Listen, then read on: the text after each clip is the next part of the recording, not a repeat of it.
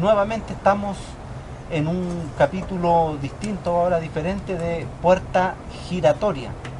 Hemos logrado avanzar en un par de temáticas, hemos hablado con la ex candidata a la presidencia, bien digo, Roxana Miranda, hemos analizado la reforma tributaria, estuvimos hablando sobre la verdad de Venezuela que no se cuenta en los medios de comunicación, con el embajador de la República Bolivariana de Venezuela, junto a nuestro invitado ya constante anual, nuestro panelista estable, Eduardo Gutiérrez.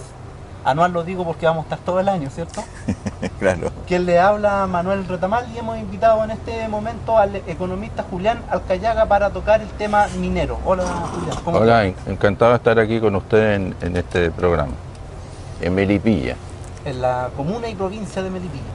El nombre se repite 2 veces, como provincia y como comuna. Ya.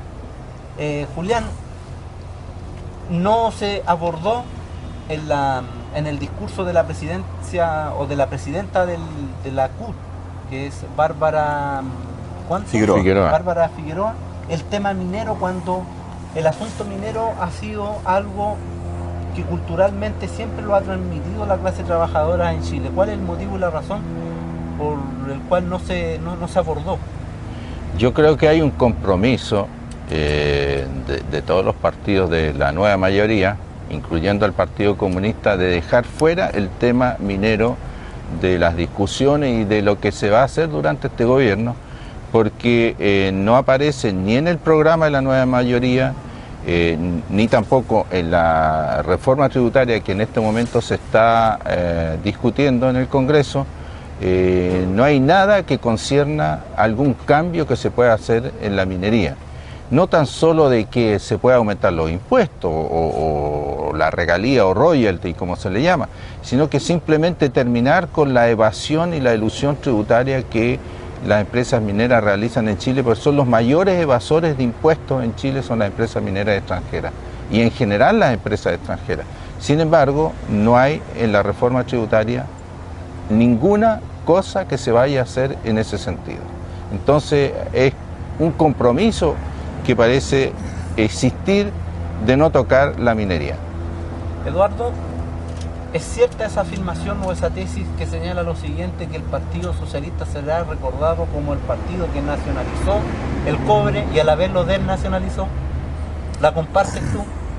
Bueno, en términos de verdad histórica, por así decirlo, la verdad es que la política de la nacionalización del cobre fue planteada por primera vez por Salvador Allende en el año 1952, su primera candidatura, que fue apoyada por un sector del Partido Socialista que en ese momento mantuvo el nombre de Partido Socialista, el otro sector se llamaba Partido Socialista Popular, y fue la primera vez, la primera candidatura que la hizo junto al Partido Comunista y que obtuvo el 5% de la votación, el año 1952. Y claro, como tú muy bien dices, casi 20 años después, poco tiempo, en realidad uno observa y es poco tiempo después, el año 1970, cuando logró el triunfo de la Unidad Popular, con Allende a la cabeza, 6 meses después, julio de 1971, se nacionalizó el cobre a través de una ley, de un proyecto de ley que envió Salvador Allende al Congreso y que fue aprobado por la unanimidad de los parlamentarios. Eso hay que decirlo y poner énfasis ahí, ¿no? No hubo discusión, no hubo mucho debate. Los debates fueron previos, fueron los 20, los 10, los 15 años antes, pero en el momento de nacionalizar, el gobierno de la Unidad Popular logró la unanimidad de los parlamentarios. Así que yo diría que más que un triunfo del Partido Socialista, que también le tocó una parte, digamos, de esa gesta, fue un triunfo de las fuerzas de izquierda, fue un triunfo de Allende sobre todo, fue un triunfo de la Unidad Popular, fue un triunfo de la mayoría del país que quería realmente rescatar esa gran riqueza nacional que, como se ha demostrado, ¿no es cierto?, es la viga maestra de la economía chilena, como la denominó muy bien Salvador Allende. Ahora, lo que pasa es que posteriormente, para responder la segunda parte de tu pregunta, efectivamente, posteriormente la dictadura en el año 1982 dictó una serie de leyes que permitían, que auspiciaban el ingreso de capitales extranjeros a la minería privada, pero no fue sino hasta el año 1992, si no me equivoco. 90. hasta el año 90, en pleno gobierno de Patricio Elwin, el primer gobierno de la Concertación, donde se estableció la política de las concesiones. Y yo quisiera, para ilustrar eso, preguntarle a nuestro invitado de hoy día, Julián Alcayaga, ¿qué significó la política de las concesiones? Porque eso es algo que la gente no entiende mucho. ¿Qué significó eso en concreto? Porque, mira, se dice, por ejemplo, que las concesiones son casi a perpetuidad. Yo sé que son por 100 años, ¿no? No. ¿Qué es lo que, la concesión minera, pero eso no tiene nada que ver con la desnacionalización. La concesión minera se otorga una vez y puede ser de por vida, vitalicia. Mientras se pague la patente minera, nadie le puede quitar a un concesionario minero una concesión minera. Pero de lo que estábamos hablando, la desnacionalización no se produjo por un problema que tenga que ver con la concesión minera que está autorizada en la Constitución y en la ley, sino porque hubieron cambios a la ley tributaria del año 90 que cambiaron la renta presunta a renta efectiva. ¿Qué significa eso? ¿Qué significa eso? La renta presunta, hasta ese momento las empresas mineras tenían que pagar el tributo en base a lo que vendían. De la primera tonelada que sacaba una empresa minera tenía que pagar impuestos, aunque haya perdido millones de dólares en sacar la primera tonelada, porque es la primera. Sin embargo, tenía que pagar impuestos porque el impuesto se pagaba en base a lo que se vendía. Entonces, ninguna empresa podía decir que tenía pérdida porque las pérdidas no existían. El impuesto se pagaba en base a lo que se vendía. Nadie podía escapar al impuesto a la renta, por esa razón. Y ahí, ¿qué hizo la Concertación en ese tiempo? Cambió de renta presunta a renta efectiva. ¿Qué quiere decir renta efectiva? Que el impuesto a la renta se paga solamente si hay renta, es decir, si hay utilidades. Entonces, ¿qué hicieron las empresas mineras del 90 para adelante? Nunca más declararon utilidades hasta el año 2005-2006. Y por eso hasta el año 2003 prácticamente no pagaron un solo peso de impuesto en Chile, a pesar de que se llevaron 30 millones de toneladas de cobre, sin contar el oro, la plata, el molibdeno, etcétera, lo que equivale a más de 200.000 millones de dólares. Se llevaron del 90 hasta el 2005 200.000 millones de dólares y no pagaron un solo peso de impuestos en Chile. Ese es un problema que tiene que ver con el cambio a la tributación de las empresas mineras. Sí, pero si bien es cierto, ahí que te quiero, no sé, complementar o aclarar, pero que si bien es cierto, en la política de las concesiones estaba contemplado ya en la reforma constitucional del año 1971 y no fue tocada en la Constitución de Pinochet, eso es cierto, pero lo concreto está en que Codelco era el dueño, ¿no es cierto?, de la posesión de las mineras, de la minería de Chile, ¿sí o no? No. Codelco era dueño. ¿El Estado? Codelco, no, el Estado es el dueño de todas las minas que existen en Chile, sean privadas, sean de Codelco, el Estado es el dueño de todas las minas. Sí, pero en este caso el 70% hoy día de las minas están concesionadas a capital privado. Porque la Constitución y la ley permiten la concesión a privado. Eso no se debió haber permitido porque Chile nunca necesitó que hubiera inversión extranjera para desarrollar la minería. Ese es un punto aparte, es un problema político. ¿Por qué lo hicieron el año 90 o a partir del 83? ¿Por qué trataron de que viniera inversión extranjera a la minería, no necesitando Chile hacerlo? Es un problema ya que podríamos entrar a discutir la corrupción misma, porque eso no se pudo producir sino por corrupción. Aquí corrió mucho dinero para permitir la inversión extranjera en la minería y eso es lo que ha hecho que hoy día nosotros, los chilenos hemos perdido cientos de miles de millones de dólares por la inversión extranjera en la minería que no se debió haber permitido. Disculpa, Julián, tú acabas de decir que las minas, ¿cierto? Pertenecen al Estado de Chile, eso queda consolidado con la ley de nacionalización. No, las minas pertenecen al Estado desde el tiempo de los españoles. Desde el tiempo de los españoles. De cuando éramos colonia de España, las minas pertenecían al rey. Cuando se independizó Chile, las minas pertenecen al Estado, eso quedó establecido en el Código Civil en 1857 y quedó establecido en el primer Código de Minería de 1874, artículo primero, decía: todas las minas pertenecen al Estado.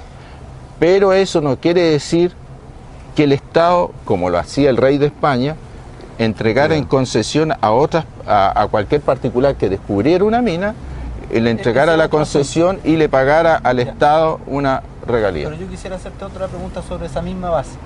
Acláranos la situación sobre la disputada de Las Condes, que se le vende, tengo entendido, a la Exxon Minerals, que hasta ese momento solamente explotaba petróleo. Claro, eso se vendió el año 79. ¿Pero eso es constitucional? ¿Es legal? Sí, claro. ¿Se puede vender? Claro, se puede vender. Porque es una empresa. Otra cosa es la concesión minera. Es decir, la mina sigue siendo del Estado. Pero como la misma Constitución y la ley autorizan que el Estado entregue en concesión a cualquier particular que descubre una mina, ese particular la puede explotar mientras cumpla con lo que establece la ley, pagar la patente minera. No hay contradicción entre lo que establece por un lado la Constitución y la ley y la nacionalización. La nacionalización es otra cosa. Se confunde muchas veces nacionalización con expropiación. Nacionalización no quiere decir expropiar solamente. Si todas las empresas mineras del año 71 hubieran sido de privados chilenos, igualmente se hubieran nacionalizado, porque lo que significa nacionalización es poner en manos de la nación lo que pertenece a privado, pero se pone una actividad en su conjunto. Mientras que la expropiación se expropia a cualquiera persona, una casa la expropia al Estado porque va a construir por ahí un camino o hacer una plaza o va a hacer ahí hay una expropiación de un bien determinado. Mientras que la nacionalización es nacionalizar, poner en manos de la nación una actividad económica en su conjunto. Por eso se hizo la nacionalización de la gran minería del cobre. Toda la gran minería fue nacionalizada. Por eso que ahora cualquier presidente de la República puede nacionalizar cualquier empresa de la gran minería, porque la nacionalización de Allende quedó vigente en la Constitución del 80, en la disposición tercera transitoria. Entonces, son dos planos distintos de ver lo que es la minería, la nacionalización y el hecho que el Estado a la vez es el dueño de todas las minas. Entonces, ¿por qué se ha mencionado el asunto de la Anglo American, que Chile no tenía la necesidad de comprar ese 49% que se estaba vendiendo en un periodo determinado? Bueno, porque Chile podría haber nacionalizado simplemente... Porque una empresa de la gran... Claro, porque es una empresa de la gran minería y Chile le bastaba con nacionalizarla, por lo tanto iba a gastar... ¿Cuánto vale la nacionalización? Como la Constitución establece que el Estado es el dueño de todas las minas, entonces para nacionalizar las minas mismas, la concesión minera no se debe pagar, no hay indemnización, solo se indemniza las inversiones que han hecho las empresas mineras, las instalaciones. Entonces esas instalaciones bastaba con... que el Estado de Chile podía tomar disposición de la Anglo American, de la diputada. De la diputada, naturalmente, y que lo podría haber hecho. Pero además ahí había un contrato entre el Estado a través del ENAMI y la Exxon, por lo tanto ese contrato... era un contrato, no es una venta, no es que haya vendido... Es que cuando se vendió había el contrato. En ese contrato de venta quedó estipulado que la ENAMI, pues fue la ENAMI que vendió la diputada, podía recomprar el 49% de esas acciones. La ENAMI o cualquier empresa del Estado, por lo tanto, la ENAMI le vendió ese derecho a Codelco y por eso Codelco tenía ese derecho a comprar el 49% de las acciones. Pero independientemente de eso, el Estado, el presidente de la República podría haber nacionalizado, evidentemente, la diputada pagando lo que correspondía nada más que a las instalaciones sin pagar nada. Pero es cierto, respecto a eso, es cierto que para terminar con las concesiones, o sea, nacionalizar hoy día, se dice que hay una ley que establece que no solamente se pagaría lo que se ha invertido, sino que se pagaría además todo lo que posiblemente podría haber explotado ese concesionario. Bueno, pues esa es la ley que hizo José Piñera en el 83 para incentivar la inversión extranjera en Chile. Pero esa ley sigue vigente. Sigue vigente, pero no fue derogada por la Concertación. No fue derogada, porque para derogar esa ley se necesitan 4/7 de los senadores y diputados en ejercicio, y la Concertación nunca ha tenido mayoría. Esa es la ley de concesiones mineras. Claro, la ley orgánica de concesiones mineras. Entonces, nunca ha tenido mayoría para derogarla. Además, no es necesario derogarla, porque por sobre la ley está la Constitución. La Constitución, la disposición tercera transitoria, establece que la nacionalización queda vigente en la Constitución del 80. Por lo tanto, esa ley, además, ahí se equivocó José Piñera, porque dice que si el Estado quiere expropiar a un concesionario minero, tiene que pagar el valor presente en los flujos de caja de toda la concesión minera. Es decir, si queremos nacionalizar la Escondida hoy día, tendríamos que pagar 500.000 millones de dólares por lo menos.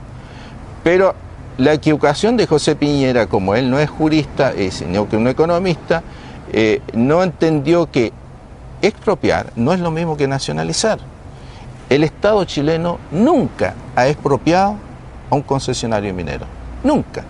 Lo que hizo el Estado del 71 es nacionalizar, y eso es lo que no entendió José Piñera. Por lo tanto, hoy día se puede nacionalizar. Se puede nacionalizar y no es y esa ley no impide la nacionalización. Eso es muy importante. Esa ley, evidentemente, que está bajo la Constitución. Está bajo la Constitución, pero por culpa también nuestra, de la gente que estaba en contra de esa ley. Incluso el mismo Radomiro Tomes se equivocó en ese tiempo, que le dio a esa ley un carácter superior a la Constitución, y realmente la ley no puede estar por sobre la Constitución. Ninguna ley puede estar por sobre la Constitución. Entonces, ¿Qué debiera decir una nueva Constitución? Porque aquí nos metemos al tema de hoy día. ¿Qué debiera, según tu opinión, decir una nueva Constitución? Que todo el mundo habla de desarrollar una nueva Constitución en Chile, el mecanismo, lo que está en discusión. ¿Qué es lo que debiera decir para que eso quedara claro? Quedara claro que Chile puede nacionalizar sus riquezas, porque ya tú dices que ya lo dice la Constitución de 1980, lo dice la Constitución del 71 de Allende, eso es cierto. ¿Qué es lo que debiera decir entonces? No, es que no hay que agregarle nada, porque si la Constitución del 80 no es que cambie nada, sino que deja vigente la nacionalización de Allende, que es una reforma constitucional. Es decir, conforme a la Constitución del 25 también. Claro, pero es que esa parte de la Constitución del 25 está en la Constitución del 80. 1980. La disposición tercera transitoria no hace sino poner en vigencia una parte de la Constitución del 25. O sea, llegamos a la conclusión entonces que el tema es un tema netamente de política, de política, de fuerza, de voluntad, de decisión, voluntad política, de programa. Que se puede hacer vía decreto. Claro, si un presidente de la República quiere nacionalizar una empresa, lo puede hacer, pero a las fuerzas que se va a enfrentar, por lo tanto, necesita tener el apoyo del pueblo de Chile y el apoyo de los partidos que van a apoyar a ese presidente en una cosa así. ¿Y por qué, según tu opinión, cuando según las encuestas que hace la propia derecha, la encuesta CEP, del Centro de Estudios Públicos, que es de derecha, en octubre del año 2013, es decir, el año pasado, estableció que el 83% de los chilenos y chilenas estamos por nacionalizar el cobre? ¿Por qué crees tú, entonces, cuál es la contradicción que tiene el gobierno de la nueva mayoría para hacer lo que la mayoría piensa? Mira, Eduardo, disculpa, esa respuesta me gustaría que la logre responder después del siguiente corte musical o comercial. Ah, perfecto.